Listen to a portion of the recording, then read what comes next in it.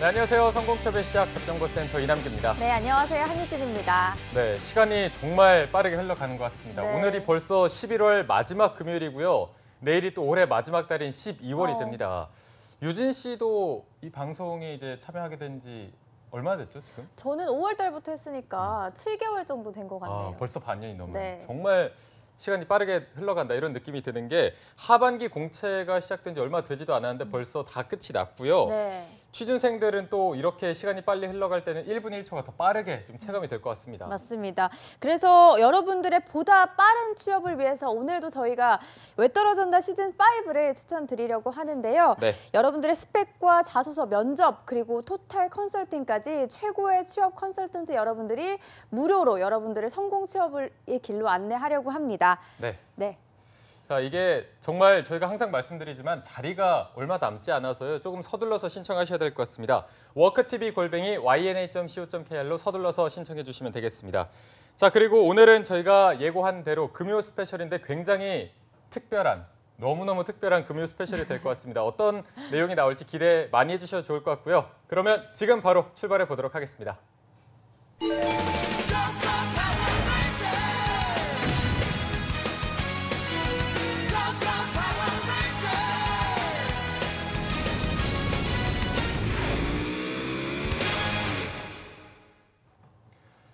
네, 정말 대한민국 어디에서도 방송은 물론이고 인터넷에서도 찾아볼 수 없는 금쪽 같은 시간입니다. 취업 컨설팅계 최고 히어로들과 함께하는 어벤져스 특집 시간입니다.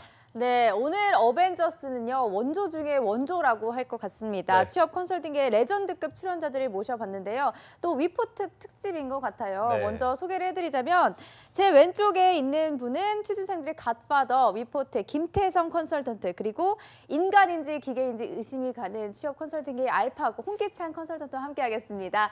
네, 그리고 또 제 오른쪽에는 네. 그분이 돌아오셨습니다. 드디어 왔습니다. 드디어 그분이 들어오셨습니다. 위포트의 조민혁 컨설턴트와 함께하겠습니다. 세 분 안녕하세요. 네, 안녕하십니까. 안녕하세요. 네, 안녕하세요. 안녕하세요. 자, 오늘 정말 역대급인 것 같은데 일단 민혁 쌤. 예, 반갑습니다. 예. 저희 박수 한번 치고 박수 가시죠. 한번 치죠. 아이고.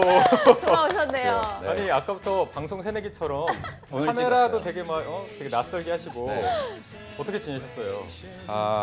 제가 아마 5월 달에 마지막 방송이었던 네. 것 같고, 그리고 사실 오늘 오면서도 되게 많이 생각했거든요. 네. 또 여러 가지 학생들 만나면서 사연들도 많고 해서 만감이 교차하더라고요. 그래서 사실 방송하면서도 좀 긴장하고 그랬는데 네. 편안하네요. 네, 약간 친정 온 것 같은 그런 기분으로. 아이고. 정말 네. 정말 또 두 분의 또 전문가 분들 계셔서 같이 공유할 수 있는 얘기 오늘 많을 것 같아서 좀 기대됩니다. 네, 알겠습니다. 오늘 좀 세 분과 되게 재밌는 역대급 이야기가 나올 걸로 기대를 해보겠습니다. 네. 일단 저희가 뭐 태성쌤이나 기찬쌤한테는 제자들 좀 근황이나 스코어를 많이 여쭤봤어. 기찬, 아니 이름도 안 나. 정신 똑바로 차려요. 방송 편하게 하더라. 아이고, 안 계시니까 살짝 방송 너무 편하게 해가지고 민혁쌤 제자들 혼쭐 나야 된다 아주. 스코어 좀 말씀해 주시죠. 스코어요. 예. 사실은 뭐 아직 완전히 다 발표한 건 아닌데 솔직하게 말씀드리면 좋지 않아요. 지난 상반기라든지 작년에 비해서는 이게 이제 오늘 좀 같이 얘기를 해봐야 되겠지만 채용 그 프로세스도 좀 복잡해지고 뭐 AI 면접이라든지 사실 컨설턴트로서 가장 힘들 때가 적중하지 못했을 때거든요. 그러니까 나름 전문가라 그래서 이렇게 방향이 흘러갈 줄 알았는데 네. 전혀 다른 방향으로 면접이 흘러간다라든지 질문이 나올 때가 많았어요. 그래서 그런 부분들을 좀 고려했을 때 쉽지 않다. 학생들도 아마 지금 굉장히 조마조마할 것 같아요. 네. 태성쌤은 이제 좀 카톡 오는 게 예. 밤에 좋은 덜 소식들이 괴롭히고 오는데. 있나요? 예, 어제 마지막으로 2개 오고 이제는 안 오는 것 좀 같아요. 끊겼어요. 예, 이제 면접 볼 만큼 최종 면접 볼 만큼 다 보고 네. 이제 더 이상은 질문할 게 없는 것 같습니다. 뭐 좋은 소식 들리는 제자들은 없나요? 좋은 소식 이미 그 LG 일부 계열사에서는 좋은 소식. 저번에도 방송 중에 말했지만 저하고 훈련할 때는 눈물을 흘렸던 친구가 합격했다는 눈물의 메시지를 전해줘서 굉장히 기쁜 적도 있었고요. 네. 지금은 대부분의 경우는 이제 최종 면접 합격자 발표가 아직 나지 않은 상태이기 때문에 다들 이제 폭풍우 한번 확 몰아치고 뿌연 그 먼지 속에서 앞이 잘 안 보이는 그 상황에서 다들 대기하고 있는 중, 그 정도라고 보시면 될 것 같아요. 네. 제가 그 학생들 만나면서 느낀 게 저희 방송이 진짜 빈말이 아니라 유명하더라고요. 아 정말요? 네, 그래서 요새 한국 직업 방송이나 이런 데서 전문가들이 나와서 당신들이 이렇게 코칭 해준다고 알고 있는데 대기실에서 그런 얘기를 한대요. 그래서 혹시나 거기서 배웠던 내용들을 너무 인위적으로 얘기하면 면접관이 싫어한다. 아. 거짓말이거든요. 면접관 좋아해요. 근데 너무 인위적인 모습을 보이지 말라고 하면서 저희 얘기들도 좀 언급을 하고 있다고 해서 좀 저희 인기가 좀 올라가지 않았나? 그런 실제로 생각이 좀 들더라고요. 체감하실 때 인기가 많은. 근데 이게 근데 농담이 아니라 아마 홍희찬 쌤이나 김태형 쌤도 마찬가지실 네. 텐데 이거 제가 또 무덤 파는 건지 아닌가 모르겠는데 강남에 이렇게 지나다니다 보면 아 예 들어보겠습니다. 네. 맞죠? 막 이래요 진짜. 진짜라니까요. 나 진짜 아. 어떡하니? 정말이에요. 지금 맞잖아요 기찬 쌤. 솔직히 저 친구는 선글라스 쓰고 다녀. 기찬 쌤은 기찬 쌤은 선글라스 쓰고 다녀요. 선글라스 아, 봤어요. 면도기 봤죠? 태경 네, 쌤? 봤어요. 선글라스 끼고 다니는. 그래갖고 저 친구가 왜 눈이 안 그러나? 좋아졌어요. 눈이 안 좋아서 네, 쓰셨대요. 그런 건 없습니다. 아, 왜 기찬 나만 쌤 이상해지는 거야? 해명을 해주시죠. 면도기에 선글라스 어떻게 취업 된 겁니까? 준비생 또래들은 이제 저희 좀 알아보는 편이죠. 그리고 좀 그런 건 있는 것 같아요. 저희 방송을 취준생도 보지만 또 학부모님들도 많이 보세요. 네. 그래서 보시다가 좀 알아보고 이렇게 여쭤보는 분들도 계시고 그런 건 좀 방송이 좀 파급력은 커지고 있는 것 같습니다. 네, 저희가 또 세 분의 셀럽과 함께 그러니까요. 방송에서 영광이 많습니다. 그렇게 마무리하면 안 돼. 그러니까 그렇게 하면은 농담인 줄 알아요. 이게 얘기가 진심. 진짜예요, 여러분들. 목격담을 좀 들려주시죠. 저희가 사연을 받을 테니까 실제로 좀 셀럽을 봤다 하면은 저희가 좀 목격담을 받아보도록 그래도 하겠습니다. 다음 주부터 저희가 왜 떨어졌나 해서 한번 확인을 해보도록 저희 인기를 한번 네. 확인을 해보도록 하겠습니다. 그리고 또 아까 대기실에서 민혁 쌤이 대본을 쭉 보시면서 여기에 이번 출연까지 제작진들이 오랜 시간 공을 들였다. 내가 여기 나오기 위해서 공을 들였다라고 써 있는데 내가 이걸 어떻게 반응해야 되냐라고 말씀을 하시더라고요. 그러니까 이게 또 이제 첫 방이라 제가 어디까지 또 진실을 얘기해야 될지 모르겠는데 그러니까 공을 들였다 그러면 제가 너무 좀 무례한 것 같고요. 제가 뭐라고. 근데 다만 이제 제작진분들이 조언을 많이 구하기는 했어요. 선생님들이 이렇게 나오셔서 뭐 어드바이스 주실 때 뭐 제 생각은 어떻냐 이렇게 좀 균형 있게 좀 프로그램을 만들기 위해서 조언을 제가 가끔 드린 건 있는데 제가 뭐 꼭 나와야 된다 이런 어떤 공을 들였다는 건 좀 오해가 아닌가 싶습니다. 네.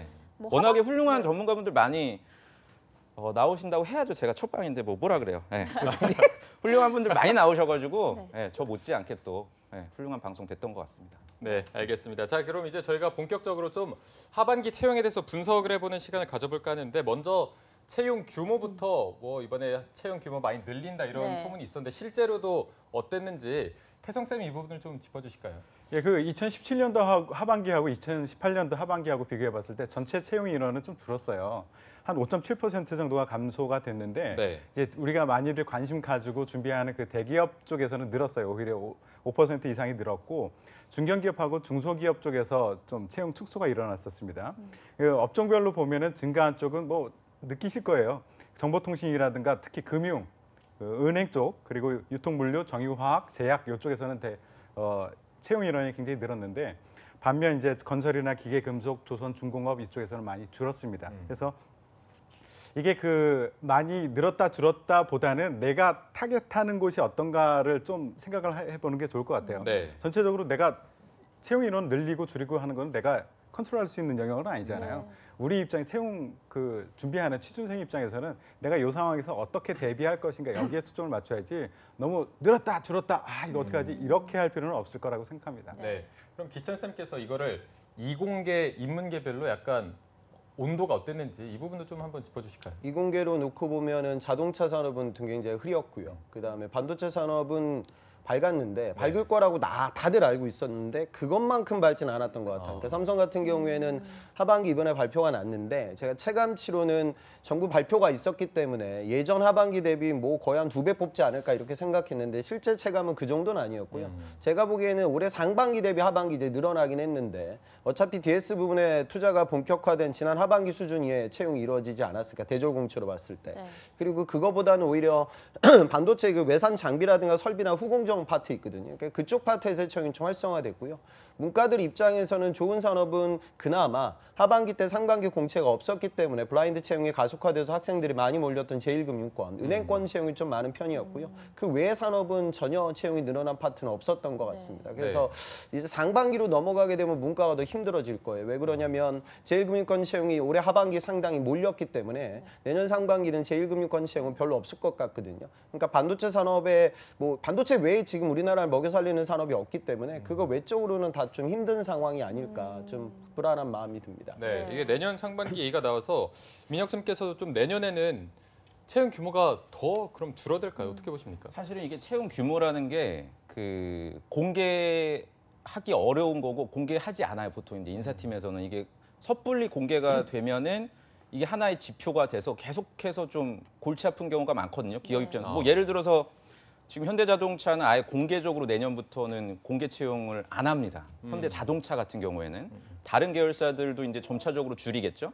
그러니까 회사의 그 채용 규모는 결국에는 그 회사가 얼마나 투자를 활발하게 하고 있느냐, 그리고 또 투자를 활발하게 할 만한 어떤 정부의 정책이나 어떤 경영 환경 이런 게 이제 맞물려야 되는데 언론에서 이제 지금 나오는 거 보면은 사실 쉽지가 않거든요. 쉽사리 이렇게 투자하기도 좋은 환경이 아니어서 쉽게 얘기하면 제가 볼 때는 정말 힘들 것 같아요. 내년에 진짜 힘들 것 같고 저는 사실 다른 관점에서 좀 우리 구직자들한테 말씀드리고 싶은 게 뭐냐면 뭐 저나 이제 선생님들이나 그 직접 학생들을 현장에서 만나잖아요. 그 이제 만나는 학생들의 소위 이제 스펙을 좀 보면은 아 이번에는 좀 취업이 어렵었나 보다 또는 쉬웠나 보다 이런 걸 좀 가늠할 수가 있는데 네.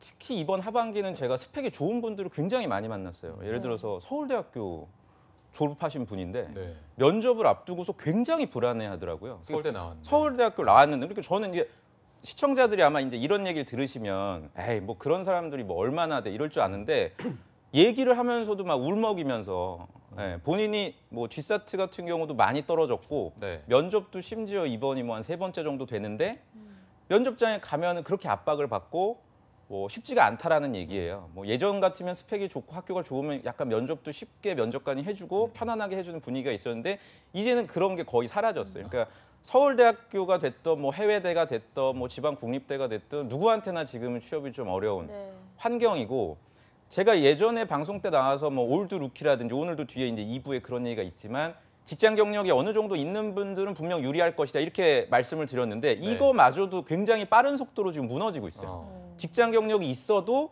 뭔가 면접관의 압박이라든지 디테일한 질문을 놓치게 되면은 합격하기가 어려운 경우가 많아서 뭐 요약하자면 좀 그렇게 예전처럼 좀 밝아 보이지는 않고 네. 언론에서 보면은 뭐 내년에 또 전망이 어떻고 투자를 확대한다 이렇게 하는데 사실상 그것을 대기업 뭐 그 안에서도 그 규모가 큰 기업 이렇게 쪼개서 규모를 본다면 제가 볼 땐 그렇게 올해보다 전망이 좋을 것 같아 보이진 않습니다. 네. 한 말씀을 제가 더 드리면 네네. 우리 그 학생들이 많이들 지원하고 문이 크게 열려 있던 곳, 우리 삼성전자나 하이닉스나 뭐 이런 반도체 산업 쪽이 내년 전망이 사실 굉장히 어두워요. 그러니까 2017년에 한 66% 매출 성장이 있었고, 그러니까 전 세계 그 글로벌 반도체 업체가 그리고 올해 같은 경우에도 한 30% 이상 성장, 초호황을 누렸었는데 내년 전망을 보면 약 0.3% 정도 하락할 것이라고 얘기를 하고 있거든요. 더군다나 수요도 그렇게 줄고 그리고 공급 과잉이라는 얘기가 있거든요. 그렇기 때문에 굉장히 치열한 싸움을 할 거예요. 하이닉스나 삼성전자나. 그렇기 때문에 이 상황 아래서 얼마큼 많은 새로운 새내기들을 받아들일 수 있을까? 그거에 대해서는 굉장히 어려운 상황이다. 근데 이제 기업에서는 어떻게 결정할 것이냐. 결정할 때 이제 여러 가지 고려의 요소가 있으니까 달라질 수 있을지 모르지만 일단은 어려운 상황이다라는 것은 안타깝죠. 네.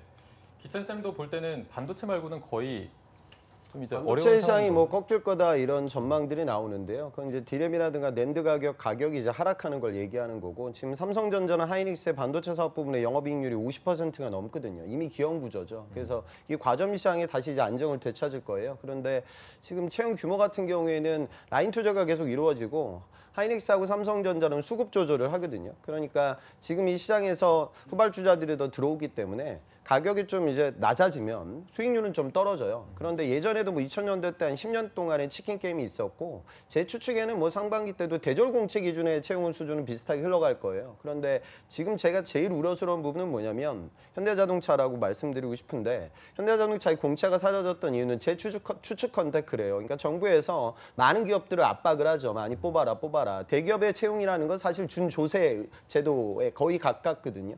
그런데 문제는 뭐냐면 시즌이 오픈되면 삼성에서 몇 명 뽑는다, LG에서 몇 명 뽑는다 이런 언론 보도들이 나와요. 네. 그런데 지금 현대자동차는 이런 보도를 할 수 없어요. 회사 사정이 되게 어려운 상황이거든요.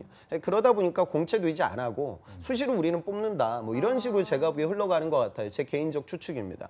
그렇게 되면 문제가 뭐냐면 현대자동차 하나로 끝나지 않죠. 과거에는 제가 SL, 현지코퍼레이션 이런 현대자동차 벤더들 그러니까 이런 벤더들의 평화발레오도 마찬가지고 매출 연봉 수준이 4천이 넘거든요. 그러니까 굉장히 좋은 양질의 일자리가 있었는데 현대자동차에 지금 딸린 협력사가 5천 개입니다. 그럼 현대자동차의 투자가 줄어들게 되고 지금 뭐 광주형 일자리 뭐 이런 이야기들이 많이 나와요. 그럼 기업들의 고용 부담이 점점 커지게 되고 그런 여파에 의거하여 이런 벤더들의 채용도 줄어들지 않을까. 그렇게 되면은 또 이공계들이 그나마 지금 취업이 되고 있는데 이 친구들의 취업도 좀 어려워지지 않을까 그런 추측이 됩니다. 네. 참고로 오늘 오후 3시에 현대자동차 1차 면접 결과가 발표가 납니다. 네. 네, 그래서 아마 다음 주부터 최종 면접 전형이 또 이제 진행이 될 거기 때문에 한 가지만 말씀드리면 현대자동차의 최종까지 갈 정도면 제가 볼 땐 다른 회사도 최종까지 갔거나 이미 합격한 분들이 있을 거예요. 그러니까 저희 방송 좀 보시면서 그냥 무조건 자동차 관련된 경험이 있기 때문에 난 자동차 쪽에 가야 되겠다 이런 그냥 맹목적인 생각보다도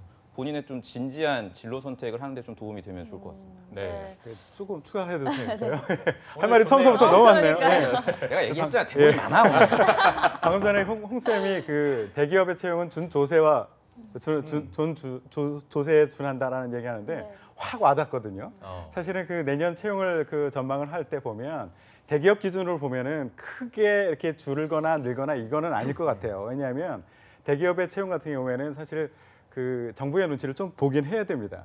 그러니까 우리가 기업의 그 매출 그리고 상황이 매우 좋지 않더라도 어느 정도까지는 해줘야 되는 부분이 있어요. 근데 문제는 아까 얘기했던 그 협력사들 여기 이제 정부의 눈치를 직접적으로 보지 않아도 되는 곳 이런 곳은 매출에 따라서 우리 기업이 어떻게 그 시장이 어떻게 펼쳐 나갈지에 따라서 그 채용 계획을 세우는데 네. 여기는 철저하게 줄어들 수 있을 것 같아요. 예, 그래서 대기업의 내년 상반기에는 대기업에서는 여전히 그 기회가 유지가 될 수 있을 것 같다라는 생각은 들지만 이제 조금 중견이나 중소로 넘어갔을 때는 더 어려워지지 않을까라는 생각까지 들었습니다. 네. 오늘 정말 레전드 방송이 될 것 같네요. 채용 규모에 대해서 하나 물어봤는데 이렇게 네. 심층적으로 답변을 해주셨는데요.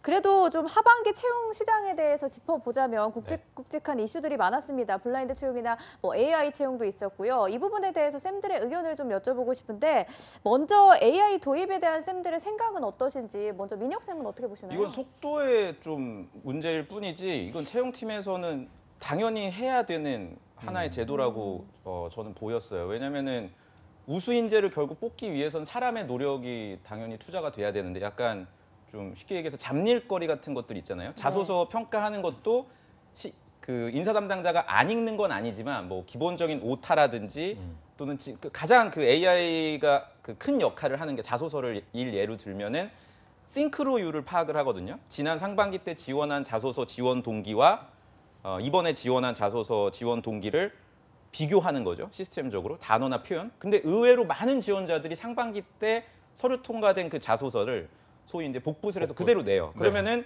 그 인사 담당자가 굳이 그걸 읽어볼 필요 없이 이미 필터링 되는 경우가 많고 이런 그럼 그 남는 여백의 시간에 조금 더 우수 인재 채용을 위한 고민과 어떤 면접 유형의 변화 뭐 이런 것들을 좀 꾀할 수 있어서 이거는 채용 담당자가 선택의 문제가 아니라 당연히 하나의 트렌드로 의무적으로. 근데 제 생각보다는 굉장히 좀 빨리 도입이 됐고요. 네. 특히 이번 하반기 때 저희 학생들 보니까 재학 쪽은 거의 AI 면접 그 인적성이라든지 이런 쪽으로 많이 흘러가고 BGF 리테일 같은 경우도 부분적으로 AI 평가를 도입하는 걸 보면 내년에 네. 굉장히 크게 좀 확대되지 않을까 싶습니다. 민혁 쌤은 긍정적으로 바라보고 있으신 것 같은데 태석 쌤은 어떻게 보셨나요? 저는 그 방향은 긍정적으로 보지만 효과에 대해서는 굉장히 부정적으로 봅니다. 그러니까 지금 롯데나 CJ나 하이닉스, 뭐 기아차 이런 데서 일부 도입을 했는데 이게 이제 효율화를 꾀하기 위한 거예요. 그 사실 자소서 그 지원서 그 검토를 할 때 회사에 너무나 많은 에너지가 거기에 이제 소비가 된단 말이에요. 그러니까 막 한 사람당 100개씩 막 열흘씩 이런 것을 검토를 해요. 그렇기 때문에 이걸 효율화를 하기 위해서 이거 뭐 컴퓨터로 돌리고 나면 하루 만에 다 끝난다고 하니까. 그리고 거기서 주로 잡아내는 게 이제 아까 말씀하셨듯이 복붙한 것들 이런 것들을 많이 잡아내요. 그렇기 때문에 제 책도 다시 한번 다시 내야 되겠는데요. 합격 자소서 믿지 마라. 그러니까 합격 자소서를 그대로 따라하는 것들 이런 것들이 효과가 없어질 것이다. 네. 일단 그 지원자 입장에서 그렇고요. 네. 제가 회사 입장에서 채용팀 입장에서 말씀드려볼게요. 이거 굉장히 많은 노력을 들이고 돈도 들여서 프로젝트를 하고 있는데요. 제 조카가 또 그 프로젝트에 또 들어가서 있고 일부 기업에서 저는 부정적으로 생각하는 게 그래 그 백신과 바이러스다라고 저는 생각을 하거든요.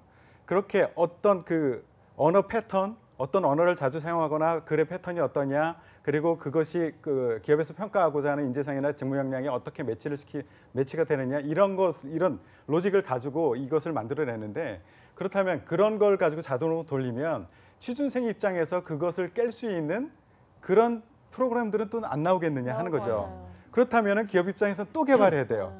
또 개발, 백신과 바이러스가 계속 반복적으로 개발될 거라고요. 네. 그래서 이게 굉장히 초기의 효율화를 우리가 담보할 수 있을지 모르지만 그것을 한번 개발해 놓고선 쭉 사용한다 이건 안 될 거예요. 그렇기 때문에 지속적으로 이것이 정말 신뢰가 높은 거다라는 것을 확인하기 위해서는 기존에 이렇게 자소서를 썼던 사람이 입사해서 성과를 잘 내는지에 대한 그 데이터도 장기적으로 잘 모아놔야 되고 또 하나는 그 틀을 깨기 위한 그 약점을 깨기 위한 지원자들 이것들을 어떻게 또 가려낼 것인가에 대한 것을 신뢰도를 어떻게 높일 것인가에 대한 고민도 많이 하고 프로그램으로서 아니면 사람이 또 보완책으로서 또 한 번 봐야 되는 그런 상황이 또 발생될 수 있다고요. 그래서 이거를 단순히 그냥 효율화를 꾀했다, 정확도를 높였다 이걸로 만족해서는 안 되고요. 신뢰도를 어떻게 높일 것인가를 좀 더 고민을 해야 되고요. 한 가지 기업 입장에서 좋은 거는 있어요. 홍보 효과는 있어요. 우리 이거 가지고 이용한다. 우리 회사 이 정도의 회사야. 정도의 홍보 효과는 괜찮다라는 생각이 듭니다. 그러니까 태영 선생님이 되게 좋은 지적을 해주셨는데 롯데정보통신에서 롯데그룹에서 하고 있는 그 자소서 평가를 그 시스템적으로 이제 AI를 도입을 했다는 기사를 제가 봤는데 말씀해주신 것처럼 그냥 자소서만 효율화돼서 평가하지를 않고 롯데정보통신은 롯데 계열사를 평가할 때 예를 들어서 2015년 이후에 입사를 했는데 꽤 부서 내에서 고 성과를 내고 있는 뭐 이남규 대리 또는 뭐 한유진 사원의 자소서를 분석을 해서 이 사람이 했던 경험들을 갖다 데이터화 시키는 거죠. 네. 네.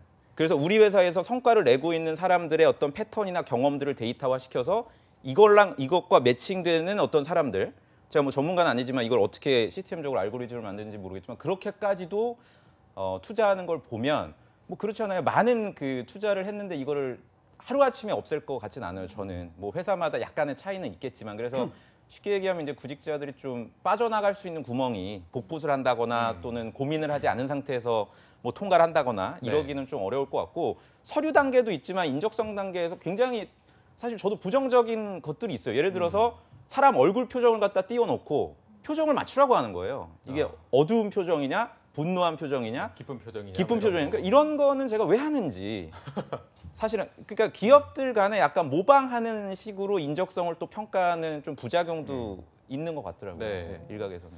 맞아요. 기찬 쌤은 어떻게 보셨나요? 저는 첫 번째로 그 몇몇 기업들은 자소서 평가를 할 때 외주를 주는 기업들이 있어요. 그래서 본인 회사에서 안 읽어보고 외주 업체한테 맡겨요, 평가를요. 그러면 저는 이제 되게 황당한 일인데 그 외주 업체에서 여러분들의 자소서를 읽어보는 분들은 그 회사 취업도 못할 분들이세요. 그러니까 역량이 되게 떨어지는 분들이 읽어볼 때가 있거든요. 되게 안 좋은 일이라고 판단되는데 그런 부분들을 AI가 좀 일부 대처하게 되겠죠. 그 이유는 저는 긍정적으로 보이고요. 네. 그다음에 AI라는 면접이라든가 자소서 필 그 결과를 지금 적극적으로 시행하는 기업들은 AI 경쟁력이 없는 기업들이 많습니다. 그래서 기업 홍보 관점에서 이런 부분들을 활용하는 기업들도 많고요. 그 AI 면접이라는 건 크게 세 가지로 요약되는데 첫 번째는 아주 기본적인 질문들을 해요. 그러니까 뭐 지원 동기다, 뭐 장점 장점, 단점 이런 뭐 이건 다른 면접 뭐 대비와 크게 달라질 건 없겠죠. 두 번째는 적성 관련된 부분들의 평가. 그러니까 페르미 추정이라든가 인적성 평가에서 나올 법한 일부 수리와 추리와 관련된 부분들로 면접이 진행이 됩니다. 그래서 적성에 대해서 준비하는 부분들이 면접에서도 좀 차용되는 부분.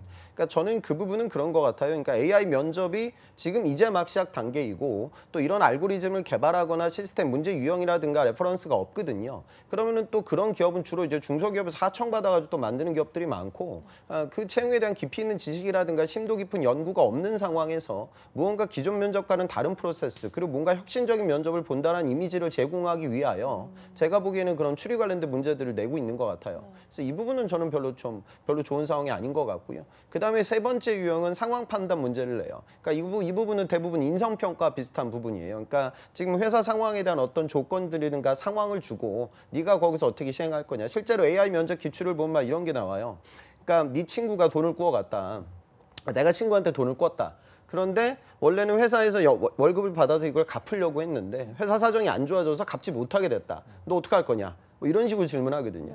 그러면 또 뭐 그 얘기 했면 다음 질문이 뭐가 나오냐? 그럼 또 뭐 저 친구가 너를 고발하려고 한다. 또 어떻게 할 거냐? 뭐 이렇게 나와요. 그러니까 지금 세 가지 유형, 아주 기본적인 질문, 그 다음에 추리와 관련된 질문, 그 다음에 상황 판단과 관련되는 질문들이 나오죠. 구직자들 궁금한 건 사실 이거니까 그런 부분에 대한 대비책이 조금은 이루어져야 어차피 저 제도가 생겼으니까 여러분들 편안하게 AI 면접을 대비할 수 있을 것 같습니다. 네, 알겠습니다. 추가적으로 좀 말씀드릴 게 있는데 네네. 예, 이렇게 해도 돼요? 그럼요. 지금 이러려고 한 페이지도 못 나가고 있는데 내가 몇 번 얘기했어. 내가 그래서 많다고. 그러니까 예, 기업 입장하고 취준생한테 좀 말씀드릴 게 있는데 기업 입장에서는 아까 얘기했듯이 우리가 신입사원을 뽑잖아요. 사실 이제 문턱을 넘어서야 되는 그 사람들을 뽑는데 그 빅데이터가 좀 준비가 돼야 돼요. 근데 그 예전에 이제 사원으로는 굉장히 괜찮은 사람을 뽑았어.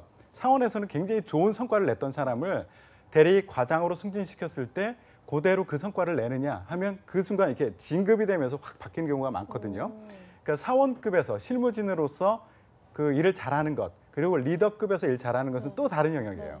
그렇기 때문에 지금 사람을 뽑는데 실무진에서만 바닥에서만 박박길 아이들을 뽑는 것이 아니라 장기적으로도 이 친구들을 써먹을 수 있겠는가 이것을 판단해야 되는데 기존의 직원들 어떤 자소서를 썼던 사람들이 어떤 지원서를 냈던 사람들이 과장 부장까지 올라가서도 성과를 잘 내느냐 이 데이터가 없잖아요. 이 데이터가 쌓이기까지는 시간이 걸린단 말이에요. 그렇기 때문에 당장 완전히 여기에 모두 다 신뢰를 해서 100% 믿고 이렇게 AI를 활용하기에는 한계가 있다. 절대적인 시간이 필요하다라는 말씀 하나 드리고요. 학생들 입장에서는 제가 요거는 살짝 오픈을 할게요.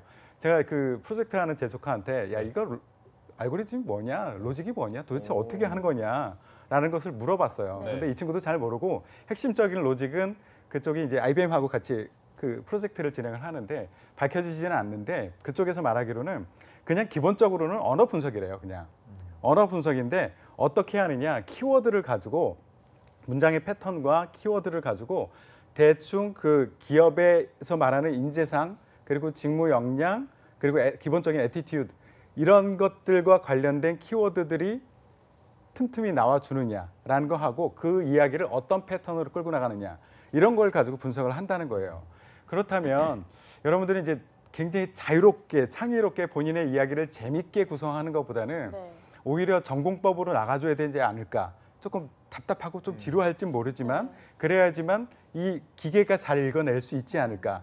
그런 생각이 들었거든요. 그래서 AI가 확산되면 확산될수록 우리는 팁이 아니라 전공법으로 접근을 해야 되지 않을까라는 생각을 해요. 저는 이게 되게 사실 이미 발생을 했기 때문에 AI 채용이 이게 굉장히 저는 안타까운 부분이 뭐냐면 결국에는 기업에게 저는 맡겨야 된다고 봐요. 채용 방식은 삼성도 그 꽤 오랫동안 홍기천 선생님 입사하기 오래 전부터 이제 열린 채용을 했고, 근데 어느 순간부터인가 이제 외부에서 물론 이제 기업들이 비윤리적이거나 정직하지 못한 어떤 뭐 서울교통공사나 이런 거 되게 문제되고 있잖아요. 그런 채용들이 아주 일부분에 있어서 진행된 건 사실이나 대부분의 기업들은 굉장히 투명하게 지금 하고 있거든요. 근데 뭐 언론이라든지 국가에서나 이런 데 계속 개입을 하다 보니까 인사팀에서도 방법이 없는 거예요. 그리고 게다가 이제 또 블라인드 채용을 이제 뒤에 얘기하겠지만 하라고 하니 예를 들어서 10가지 항목 가지고 사람을 채용하다가 5가지를 날려버리면 이거를 대체할 만한 뭔가를 또 도입을 할 수밖에 없고 그게 이제 어떻게 보면 지금 AI인 거고 이제 속도의 차이는 있지만 만약에 AI 채용이 지속되든 또는 없어지든 또 다른 또 방식의 뭔가가 나와서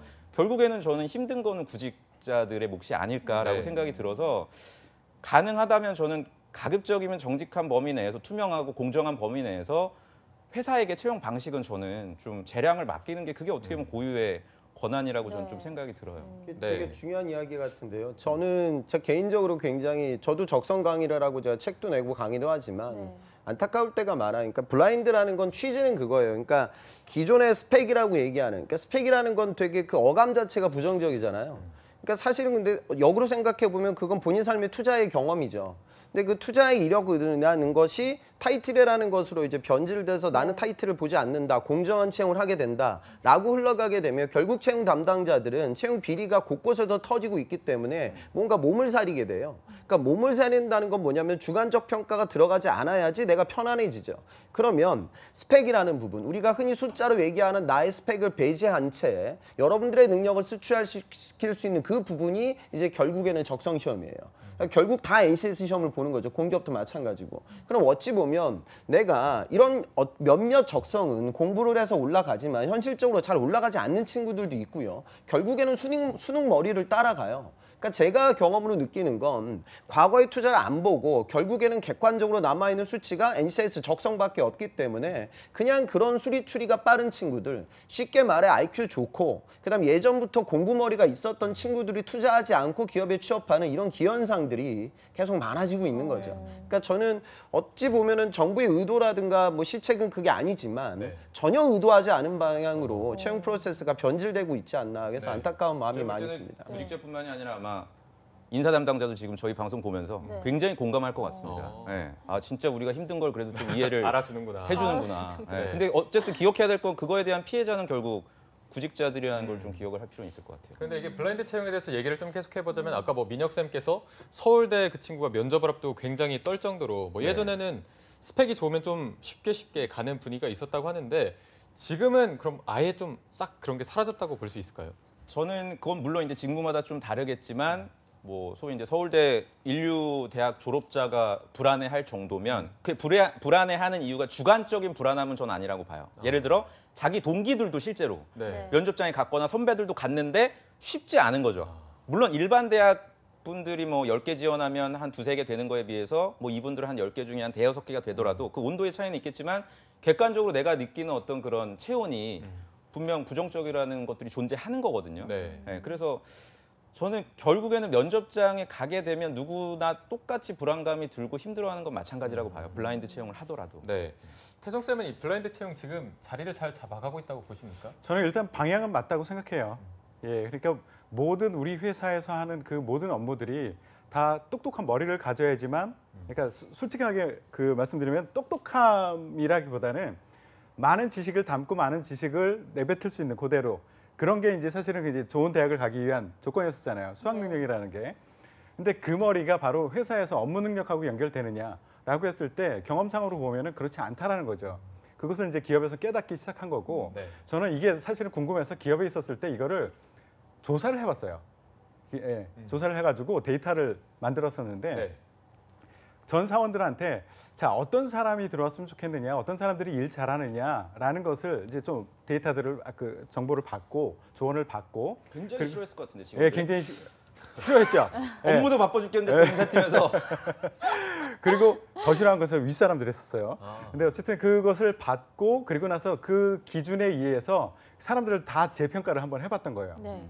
그리고 그 사람들의 이제 평가 그 수준 그것을 놓고 그 옆에 학교 우리가 일반적으로 말하는 학교 영어 점수 학점 뭐 이런 것들하고 연결을 시켜봤어요. 그랬더니 의외의 결과가 나왔습니다. 그러니까 업무를 잘하는 사람 기업에서는 얘는 꼭 데리고 있고 싶어 하는 그런 성과를 내던 그런 사람들의 스펙을 보니까 우리가 기존에 생각했던 뭐 스카우트 출신이라든가 뭐 이런 스펙과는 전혀 연관관계가 없는 거죠. 참고로 말씀드리면은 분석해본 결과 서울대 출신들 업무 성과를 내보니 한 33위 정도 수준이었어요. 오히려 서울대에서 또 뭐 보낼 것 같습니다. 제가 볼 때는 또 이대로 서울대가 서울대 출신 뭐 이렇게 서울대가 높아서 아마도, 저희하고 얘기를 하죠. 이건 태성팀의 주관적인. 예. 전 서울대를 좋아합니다. 그게 이제 데이터를 그렇게 내가 그럴 것이야. 내가 실제 일을 시켜보니까 정확하게 학교하고 성적하고 영어 점수하고는 잘 안 맞는 것 같아라는 그 느낌을 한번 객관화를 시켜본 거예요. 그게 100% 일치한다라고 보지는 않겠지만 제가 기업에게 드리고 싶은 말씀은 제가 그렇게 데이터를 만들어서 여러 사람을 리더들을 모아놓고 발표를 했어요. 내가 분석해보니 이렇더라라고 했는데 면접관 이상을 해봤던 그 리더급들이 끝나고 나서 저한테 조용히 와요. 그러니까 공식적인 자리에서는 그렇지 않습니다 얘기를 못하는 거죠. 데이터가 나왔으니까. 근데 조용히 와서 그래도 아직까지는 그래도 서울대 출신이 잘해. 그래도예요. 그러니까 그래도라는 하나 가지고선 본인 확신을 가지고 있는 거지. 그래도 서울대 출신 시켜보니까 일 잘해. 근데 그 근거가 뭐냐라고 하면 없어요. 그러니까 이게 선택적인 인지를 하는 거죠. 그러니까 헤일로 이펙트라 그래서 이거면은 다 나머지도 좋아 보이는 거. 후광 효과. 여기에도 아직 매몰되어 있는 위층의 사람들이 굉장히 있다. 이런 사람들이 빨리 열린 마음으로 객관적인 데이터들을 보고 제가 분석한 것이 100% 맞지 않을 수도 있겠지만 제가 분석한 게 그럴 수도 있다라는 생각을 가지고 조금 더 열린 채용을 했으면 좋겠다. 그래서 네. 지금 기업들이 블라인드 채용을 하려고 하는 것, 특히 이제 모든 것을 블라인드 하라고 하지는 않아요. R&D나 뭐 이공계의 특수한 이런 데는 전공 지식이 필요하죠. 학교도 필요할 수도 있고요. 그렇지만 영업직 이런 데들이 필요 없는 부분들도 있는데 여기까지 지속적으로 아직까지도 영어 점수를 보려고 하고 학점을 보려고 하고 학교를 보려고 하고 이런 짓은 이제는 더 이상 안 했으면 좋겠다. 좀 열린 마음으로 새로운 대안도 좀 고려를 해줬으면 좋겠다라는 얘기를 채용팀들한테 블라인드 하고 채용 싶어요. 지금 마지막이죠. 지금 얘기할 수 있는 네네네. 시간. 제가 이거 한 가지는 오늘 꼭 말씀드리고 싶은 게 뭐냐면 사각지대가 있습니다. 블라인드 채용에. 다시 말해서 블라인드 채용이라고 해놓고 인적성 통과하면 추가 입력 사항을 요구해요. 네. 네. 시험 필기 시험 통과한 사람들한테 제 첫 방부터 또 대표적인 기업 얘기할 수는 없지만 철강 회사라든지 추가 입력 사항이라 그래서 아버지, 직업, 나이 이게 무슨 블라인드라는 얘기죠? 결국엔 다 거야? 오픈이 되는 거네요. 네, 다 오픈이 돼요. 그리고 두 번째 뭐냐면 이번에 제가 굉장히 치사한 기업 중에 하나인데 현대자동차 계열사 중에 K사 나왔다며 여기 방송. 그 회사도 되게 황당했던 게 뭐냐면요. 현대자동차는 BEI 면접이라 그래서 네. 블라인드로 하게 돼 있어요. BEI 면접은. 그래서 학생들도 자기의 경험 기반으로만 이제까지 6, 7년간 그렇게 진행이 됐고 근데 학생이 면접장에 갔더니 이력서를 다 오픈이 돼 있는 거예요. 그래서 이 친구가 이제 세 번째 직장을 지금 면접을 보는 거라 그거는 대비를 안 했어요. 이직 사유는. 근데 경험 기반으로는 전혀 안 물어보고 뭐 이남규 지원자는 왜 이직하냐. 거짓말인 것 같다. 솔직히. 그러니까 이 친구가 좀 너무 억울해서 블라인드라고 해놓고는 근데 이거 어차피 어디 가서 이제 공개적으로 자기가 얘기 못할 거라는 어떻게 보면 채용팀의 우월적 지위를 저는 이용하는 거예요. 블라인드 갑질처럼 해서 구직자분들이 말 못하는 사연들이 지금 굉장히 많더라고요. 이 네. 블라인드 채용의 사각지대에서 벌어지고 있는 일들 뭐 면접비 안 주는 거는 너무 많고요. 사실 실제로. 네. 그러니까 이런 것들 좀 없어져야 될 것 같아요. 네, 그럼 저희가 취준생각 관련해서 한마디만 좀 기찬쌤께 들어보면 사실 이 블라인드 채용이란 게 고스펙, 너무 과도한 스펙을 좀 줄이기 위해서 취준생들한테 그런 부분이 도움이 되라고 하는 건데 네. 그러면 실제로 지금 취준생들은 그 스펙에 대한 압박에서 벗어날 수 벗어나는지. 있는 편인가요? 네. 어떻습니까? 그러니까 지금도 스펙을 보는 기업들이 있기 때문에 스펙에서 당연히 벗어날 수 없고요. 블라인드 채용은 그냥 이렇게 설명드리고 싶어요. 그러니까 블라인드 채용을 하게 되면 서류가 많이 붙어요. 네. 그리고 인적성 시험이 중요해지고 그다음에 면접에서 스펙이 오픈될 때도 있고 닫힐 때도 있지만 이게 감춰질 때가 있으니까 면접력이 중요해지는 거죠. 그러니까 제가 학교 다닐 때 제 과 친구 중에 이름이 기억이 안 나는데 별명이 한테 락이었어요. 돌쇠예요. 돌이라고 해서. 그러니까 되게 진득한 친구예요. 그리고 저는 학점이 한 3점 초반 막 달리고 있을 때 이 친구는 4.0 넘었고. 그러니까 저는 과목 들을 때도 공학 과목은 점수 따기가 어려우니까 네. 뭐 이상한 교양 과목 많이 듣고 그게 전데 이 친구는 공학으로 도배됐어요. 그리고 정말 성실한 친구예요. 그런데 캐릭터가 이제 별명이 락이기 때문에 언변이 좋지 못하고요. 그다음에 의사결정 속도라든가 수리치 능력이 저보다 현저하게 많이 떨어져요. 그러니까 저보다는 공대생으로서의 역량 충만하죠. 그런데 저하고 이제 적성 시험 수리 추리 이런 거 풀게 되면 저 같은 캐릭터한테 밀리게 되고 면접장 가서 언변해서 저를 이길 수가 없어요. 그러니까 결국 블라인드 전형은 취업에 또 다른 여러분들의 역량을 요구하는 거죠. 그러니까 이게 떨어지는 분들은 취업이 되게 힘들어지는 거예요. 그러니까 언변이 좀 뛰어난 친구들도 있지만 안 되는 공대생들이 상당수이고 덧대어서 뭐 내가 시간 오래 투자해가지고 꼼꼼하게 챙기는 건 잘하지만 짧은 시간 동안 시간 재면서 강한 압박을 주면서 수리출이나 시각적 사고, 처음 보는 유형들에 대한 접근성이 떨어지는 친구들이 있죠. 그러니까 결국에는 순발력이 좋은 친구들의 취업 경쟁력이 올라가는 채용 프로세스의 변화. 가 있죠. 근데 그건 어찌면 억울할 수도 있지만 기업의 본질은 또 그러하죠. 그러니까 짧은 시간 동안 의사결정해야 하고 내부적 커뮤니케이션이 빨리 흘러가야 되기 때문에 그런 부분들을 요구한다고 생각하고 능력이 좀 떨어지는 분들은 그 부분을 또 챙기셔야 돼요. 네, 알겠습니다. 자, 이제 저희가 뭐 오늘 주제는 많이 다루지 못했지만 굉장히 입체적으로 깊이 있게 다룬 것 같습니다. 그래도 1부는 여기서 마쳐야 될 것 같은데 그래도 저희가 오늘은 세 분을 모신 만큼 2부도 어벤져스 특집을 한번 준비를 해봤으니까요. 세 분은 잠시 후에 또 뵙도록 하겠습니다. 네, 알겠습니다. 네, 접정보센터 1부는 여기서 좀 마무리해보고요. 잠시 후 2부에서 신세미 캐스터와 함께하는 일자리 방방곡곡이 준비가 저희가 오늘 안 돼 있죠. 오늘은 바로 또 어벤져스 특집으로 가보겠습니다. 네, 잠깐 쉬고 저희 네. 다시 한번 취업 어벤져스 특집으로 찾아뵙도록 하겠습니다. 네, 어디 가지 마시고요. 채널 고정!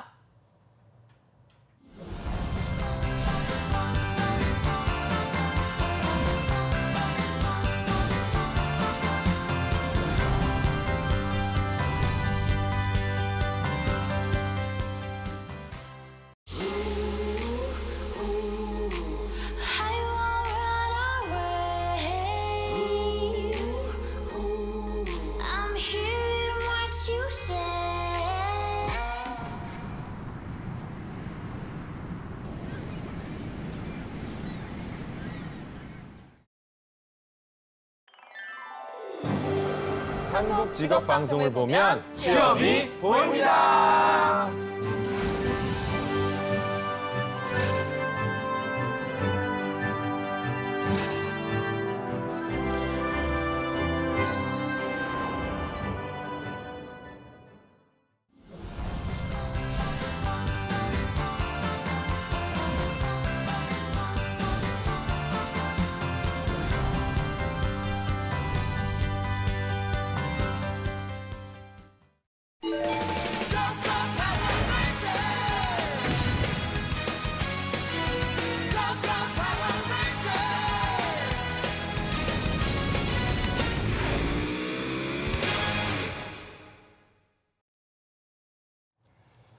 네, 어벤져스 특집 바로 이어가 보도록 하겠습니다. 아까 저희가 세 분과 이야기를 나누다 보니까 지금의 취준생들이 정말 힘이 들겠구나. 네. 뭐 스펙은 놓을 수도 없고 면접은 어려워지고 AI 들어오지 블라인드 채용까지 하니까 너무 좀 혼란스러울 것 같은데 지금의 취준생들 그리고 이 세 분이 취준생일 때 아까 뭐 기찬 쌤이 언변이 좋고 머리가 좋고 막 이런 걸 은근 자랑을 좀 해주셔서 좀 취준생 때 어떠셨어요? 좀 취업 준비가 비교적 수월했나요? 어땠습니까? 저는 머리가 좋은 스타일이 전혀 아니고요. 그러니까 저는 이제 순발력이 좋은 거죠.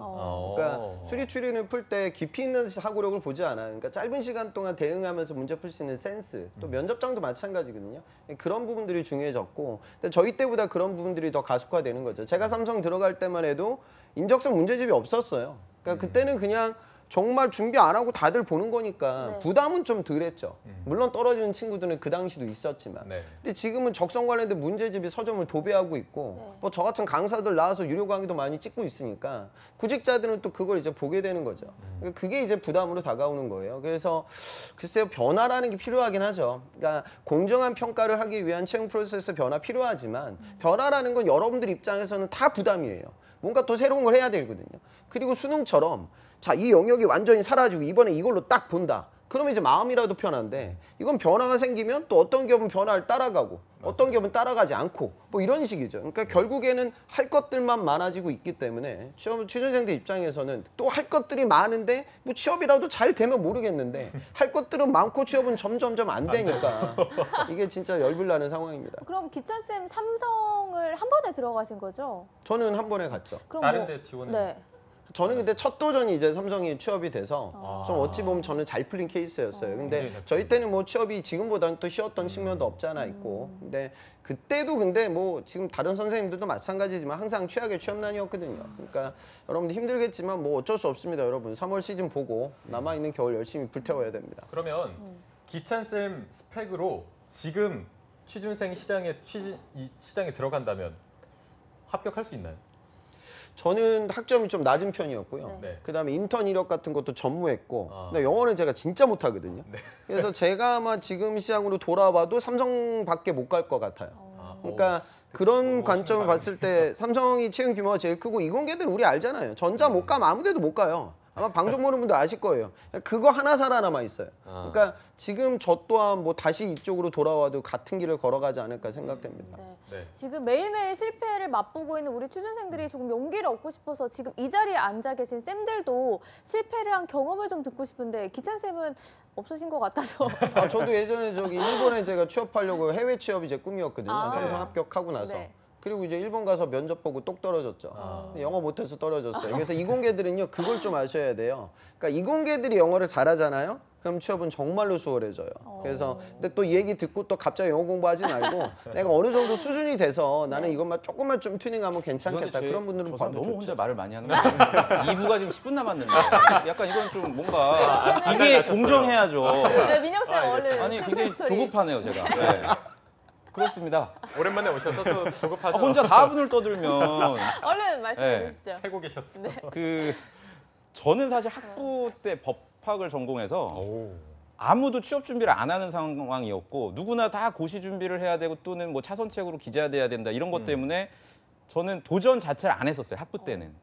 네, 그리고 이제 나중에 취업에 뛰어든 케이스라 많이 떨어졌죠 저도 스펙을 갖춰놓지 않은 상태에서 이제 도전하다 보니까 그리고 2004년도 5년도에 저는 구직 활동을 했는데 그때는 가장 중요한 게 토익 점수였어요.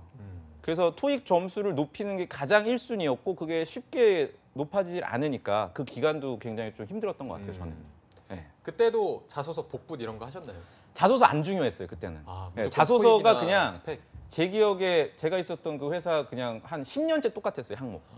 자기소개, 성격의 장단점, 뭐 입사 후 포부 뭐 이런 거 아예 평가 대상에서도 그렇게 중요하지 않았죠. 네. 태성 쌤 실패하신 경험이 있으실까요? 없을 저는- 것 같아요. 그래 보여요? 네. 예. 뭐 고마운 얘기인지 모르겠지만 어쨌든 저는 이제 첫 직장에서는 실패하지는 않았어요. 첫 직장을 들어갔을 때는 처음에는 대우라는 곳에서 일을 시작을 했고요. 예, 그 당시에는 대우가 이제 김우중 회장이 그 대학생들한테 인기가 굉장히 좋을 때였었고 이제 재계 2위를 하고 있었을 때였었는데 근데 이제 그때는 저는 처음에는 입사를 취직을 하려고 생각하지 않았고 대학원을 가려고 하다가 갑자기 아니다 돈을 벌어야 되겠다 생각을 하고 보니까 남아 있는 게 거기뿐이 없었어요. 그래서 쉽게 들어갔어요. 사실은 처음에는 너무 쉽게 들어가서 뭐 쉽네 취업 쉽네라고 생각하고 다니다가 홍쌤하고 비슷한 시기였을 것 같은데 저는 해외 취업을 하기 위해서 회사를 그만두고 해외에 나가서 취업을 하기 위해서 많이 노력을 했었는데 결국은 안 됐어요. 그래서 다시 취업을 하려고 할 때 요때 실패를 굉장히 많이 했습니다. 그때 제가 경력이 3년 있었는데 나 경력 다 버리고 신입으로 들어갈게. 내 나름대로는 나 이 정도인데도 나는 신입으로 갈 테니까 나 좀 다 환영하겠지라고 생각하고 지원하기 시작했는데 대기업을 지원했는데 그때 한 50개 정도를 지원했는데 아무 데도 서류 합격한 데가 없어요. 아이고. 좌절되더라고요, 정말. 그래서 이게 뭐지? 왜 이런 거지? 라고 생각을 하고 있었죠. 그리고 저도 이제 학부는 산업공학이라고 공학을 해서 이제 공학했던 사람들 중에 또 이제 그 외국계 기업 특히 제가 가려던 IBM은 굉장히 거기는 괴물 스펙만 가는 곳이다라고 알려져 있어서 아예 엄두를 못 내고 있었는데 학교에서 취업 준비를 하고 있을 때 마침 채용 설명이 와서 혹시나 싶어서 넣었는데 된 거예요. 그게 된 거예요. 예. 근데 왜 됐을까? 대기업 한 50개역에 다 떨어졌는데 면접 한 번도 못 봐봤는데 IBM에는 왜 또 됐을까라고 생각을 해보고 나중에 알게 됐죠. 그래서 그 비법 그 정통이죠. 그러니까 그 기업에서 원하는 것이 무엇인가라는 것을 먼저 알아내기 시작했어요. 저는 그때. 그리고 나서 거기에 저를 맞추는 그런 작업들을 했거든요. 내가 했던 공부, 내가 했던 경험들을 거기 그쪽에서 좋아할 만한 것들, 내가 하고 싶은 말이 아니라 그쪽에서 듣고 싶은 말들 이런 것들을 나하고 맞춰 나가는 작업 그걸 하면서 굉장히 성공이 되었고 제 학생들한테도 그렇게 해서 성공됐던 친구들이 많아요.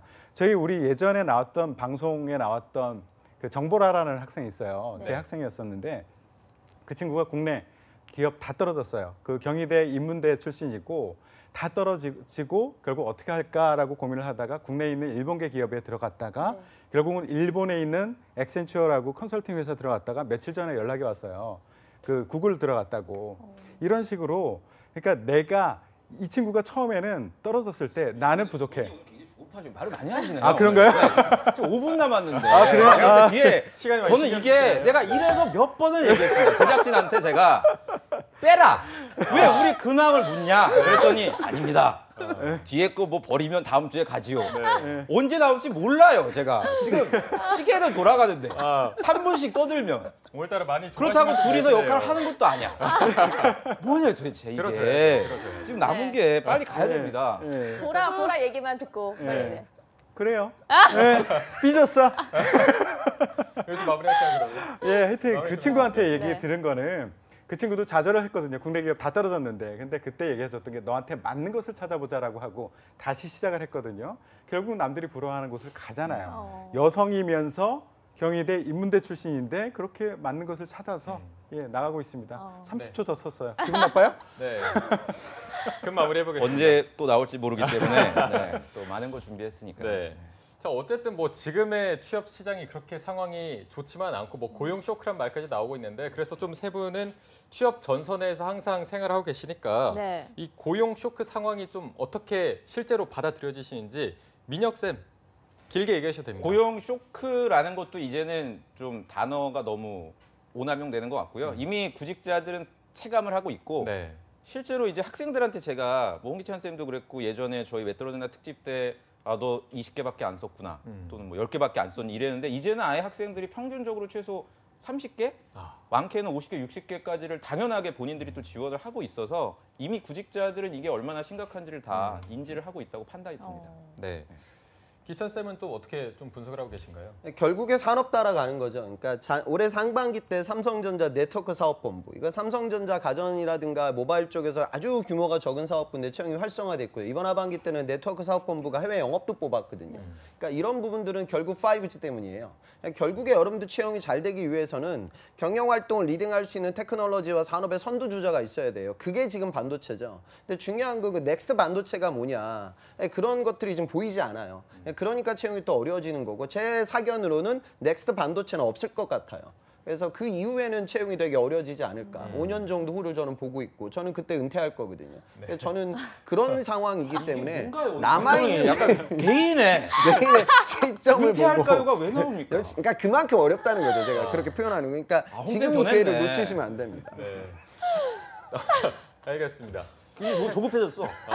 여유 있었는데. 네. 그러면 태성 쌤은 고용 쇼크 어떻게 보고 계신지. 은퇴 안 하실 거죠? 제가 눈치 보면서 살려고. 눈치 보면서 살려고. 시간 좀 재주세요. 그 오남용이라고 얘기했는데 저도 일부 동의를 해요. 그러니까 현상이 어려운 것은 맞긴 한데 현상보다도 더 과하게 취준생들한테는 다가오고 있는 것 같아요. 그래서 어려운 것은 맞고요. 그리고 우리가 그 정책을 바꿔나갈 수는 없잖아요. 그러니까 이 상황에서 내가 뭘 할 수 있을까를 고민하는 것이 핵심이다라고 보고요. 실제 청년 실업률이 지금 8.4% 정도 된다고 해요.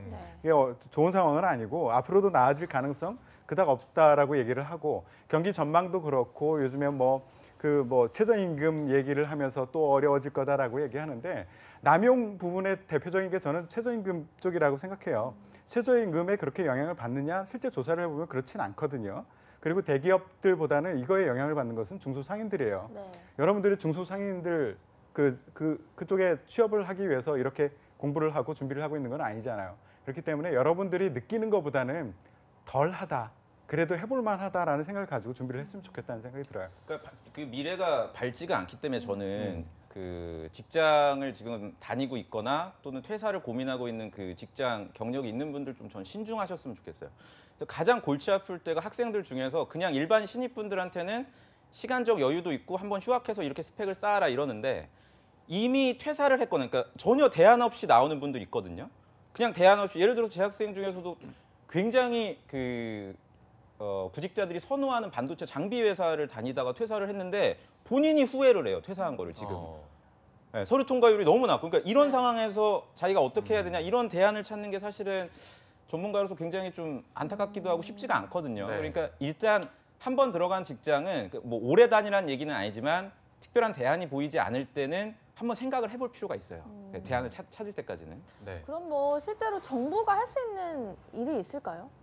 정부가 할 수 있는 일, 그거는 사실 뭐 생각해 보진 않았지만 저는 정부가 어떻게 뭐를 일자리를 만들어내거나 이거는 사실 한계가 있다고 봐요. 그 기업들이 좀 자율적으로 일자리를 만들어낼 수 있는 방향으로 정책이나 이런 것들이 좀 움직여야 되지 않을까. 네. 라는 이런 건뭐 생각이 기업들한테 맡겨야 된다. 맡기는 게 저는 맞다고 봅니다.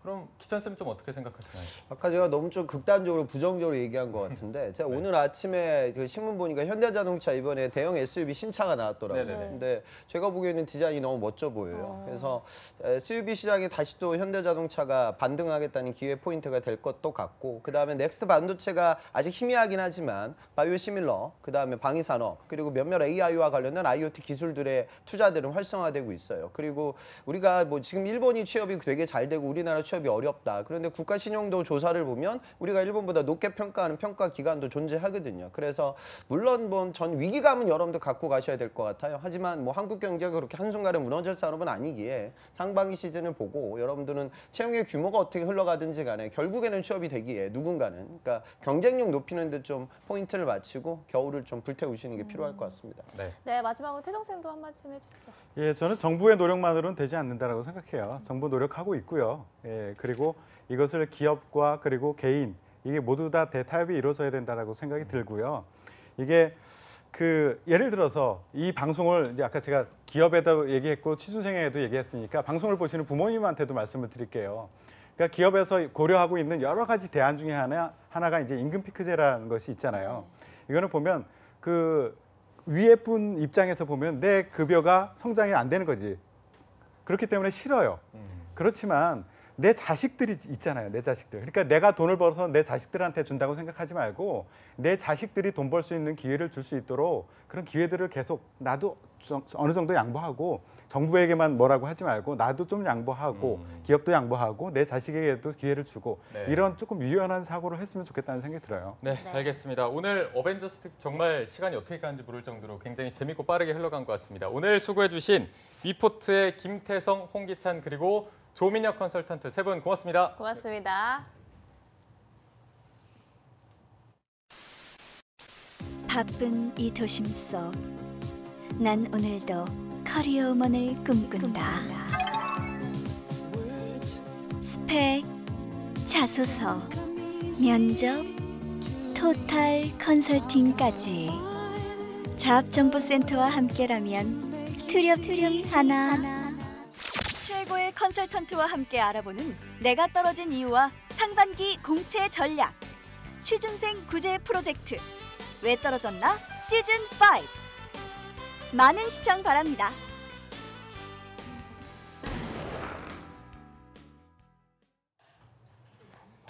네, 앞서 신세미 캐스터가 예고해드린 것처럼 왜 떨어졌나가 바로 이제 다음 주 월요일부터 시작이 됩니다. 잡정보센터의 대표 프로그램이라고 할 수 있는데 정말 많은 조언들이 나올 것 같아서 시청해주신 여러분들께도 많은 도움이 될 테니까요. 본방사수 많이 부탁드리겠습니다. 네, 그리고 많은 신청해주시고 많은 시청해주시기 바랍니다. 다음 주 월요일 왜 떨어졌나 시즌 5로 찾아뵙겠습니다. 시청해주신 여러분 고맙습니다. 고맙습니다.